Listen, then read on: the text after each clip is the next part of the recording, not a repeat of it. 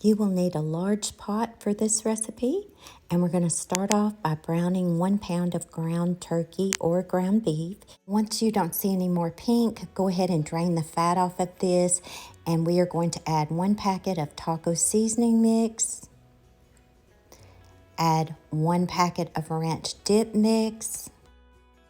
Go ahead and give that a good stir.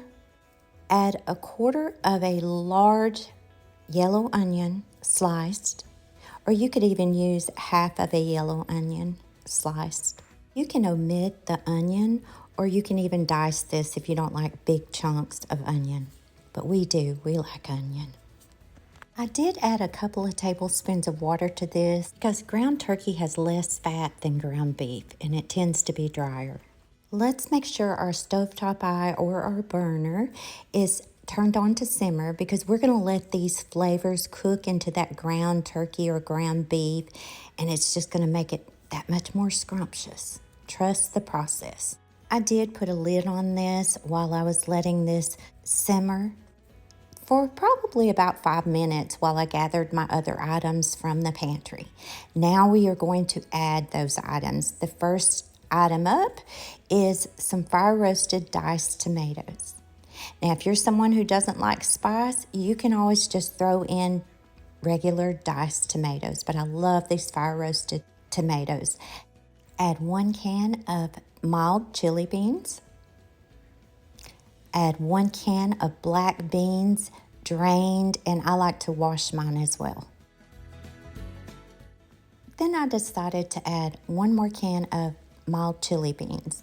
You can add whatever beans you want to this.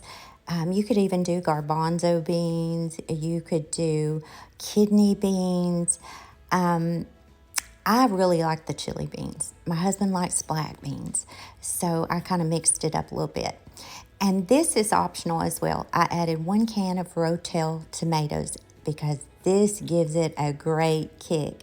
But if you don't like spicy food, do not add the Rotel tomatoes because this is already spicy enough, but we like ours really spicy.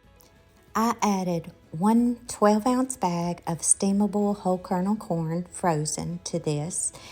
My camera cut off, so you didn't see me do it, but there's the corn. There's proof. There's proof. And now I'm going to add a can of water. You could even add chicken broth if you wanted to, but I wanted this soupier, so I added 1 can of water. And if you're someone who likes to measure, then add 1 cup of water. Now let's put a lid on this. Let's turn our stovetop eye up just a notch, still on low, and we are going to let this cook 30 to 45 minutes and stirring occasionally.